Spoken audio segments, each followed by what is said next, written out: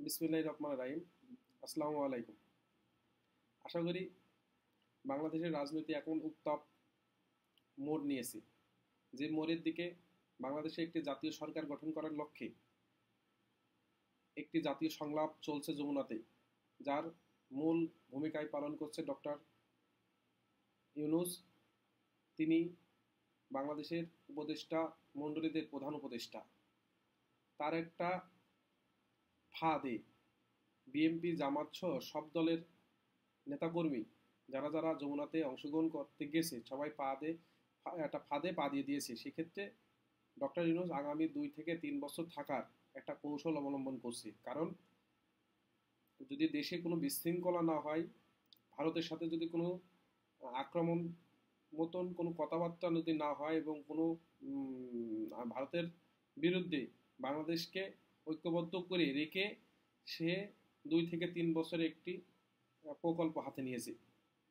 যে প্রকল্পতে বিএনপি, জামাত সহ সব দলই প্রায় ফাঁদে পা দিয়ে দিয়েছে। এতে ক্ষতি কার হলো? আপনারা মনে রাখতে হবে, যদি অতি শীঘ্রই কোনো জাতীয় নির্বাচন হয়, সেই জাতীয় নির্বাচনে এখন প্রধানত বিএনপি সরকার গঠন করবে এই আশায় সবাই আছে।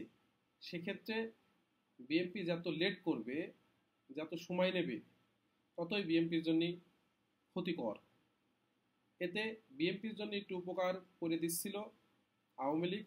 কারণ আওয়ামী লীগ পররাষ্ট্র দক্ষতায় এগিয়ে আছে বলেই ডক্টর ইউনূস আজ জাতীয় সরকার গঠন করতে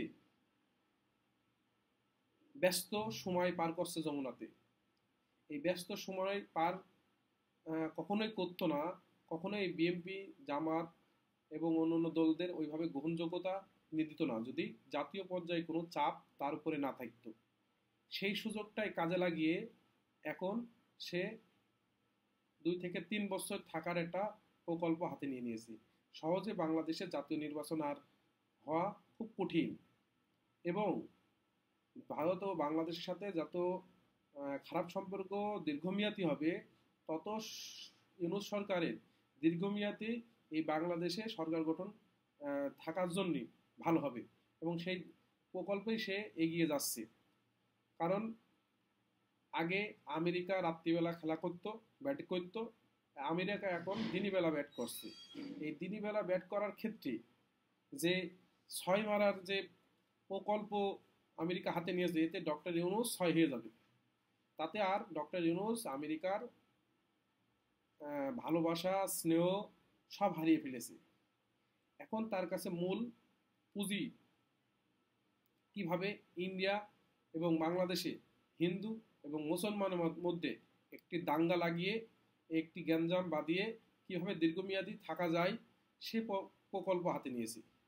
সেই সিস্টেমে আগামী 2 থেকে 3 বছরে বাংলাদেশে জাতীয় নির্বাচন হওয়াটা অসম্ভব হয়ে দাঁড়াবে।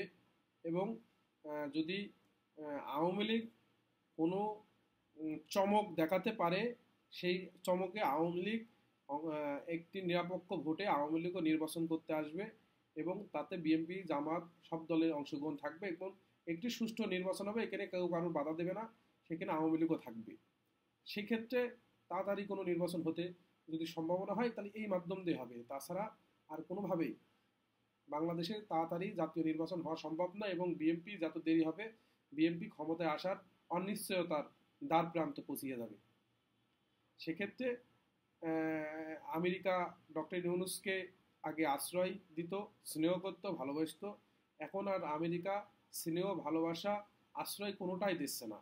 সেক্ষেত্রে ডক্টর ইউনূস কার পরামর্শই এই আগামী দিনগুলো চালাতে চায়, সেটাই কে পরামর্শ দিচ্ছে তাকে, সেই পরামর্শই সবাই বড় বড় জ্ঞানী মানুষরা এবং বড় বড় মানুষরা ধারণা করছে ডক্টর ডক্টর ইউনূস মাহফুজের পরামর্শেই কিভাবে চলতে হবে এবং দেশ চালাতে হবে, সেই পরামর্শই সে এগিয়ে যাচ্ছে। কারণ ডক্টর ইউনূসের মাথায় এই বাংলাদেশের পুরো ইঞ্চিতে ইঞ্চিতে কোনো ঘামানোর মতন অত বুদ্ধি নেই। এমনি যোগ্যতা আছে, তিনি শিক্ষাগত যোগ্যতা আছে, অর্থনৈতিকগত যোগ্যতা আছে, কিন্তু একটি দেশ চালাতে হবে কিভাবে, সেই যোগ্যতা সম্পন্ন ব্যক্তি ডক্টর ইউনূস নয়।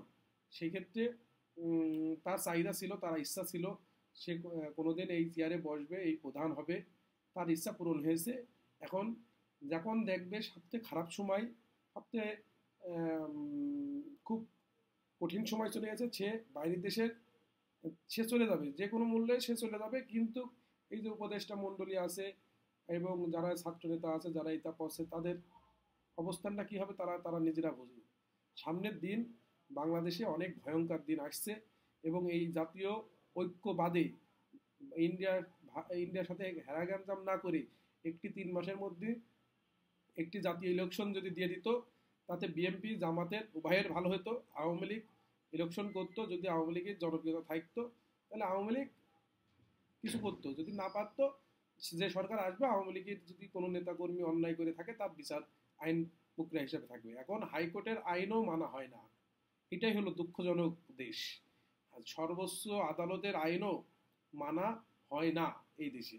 যদি বলে যে এই আমলে মানা হয়েছে, না এই আমলে তো মানা হচ্ছেও না, এবং এই গত সরকারের আমলেও এই ছাত্র আন্দোলনের রায়ও মানা হয়নি।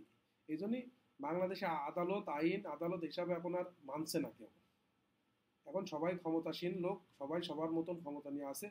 সেজন্যই বিএনপির আগামী দিনগুলো অনেক খারাপ দিন আসছে, এটা আমি ধারণা করতে পারি। এবং জাতীয় সরকার হওয়ার সাথে সাথেই বুঝে যাবেন যে আগামী সরকার, এই জাতীয় সরকার 2 থেকে 3 বছর থাকবে। সবাই দোয়া করবেন এবং আমার ভুল ত্রুটি হলে আমাকে জানাবেন, কমেন্ট করবেন, এবং আমার কথা যদি ভালো লেগে থাকে তাহলে একটি শেয়ার করে সবাইকে জানানোর জন্য সহযোগিতা করবেন। এবং খারাপ লাগলে সেটা আপনারা আমাকে জানাতে পারবেন। এবং বাস্তবতা তুলে ধরার জন্য অনুরোধ করি, কেউ কারোর পক্ষ নিয়ে কথাও না বলে আপনারা বাস্তবতা করেন যে এই বাংলাদেশে যদি ইন্ডিয়ার সাথে যুদ্ধ হয় কত পার্সেন্ট আমাদের ক্ষতি হবে, কত পার্সেন্ট ইন্ডিয়ার ক্ষতি হবে, সেটাও আপনারা ধারণা রেখেন। আর যারা এটা ষড়যন্ত্র করছে তাদের কতটুকু লাভ হবে, দিন শেষে সাধারণ জনগণেরই লস হবে, সাধারণ মানুষেরই লস হবে, এটাই আপনারা মাথায় রাখবেন। ধন্যবাদ। আসসালামু আলাইকুম।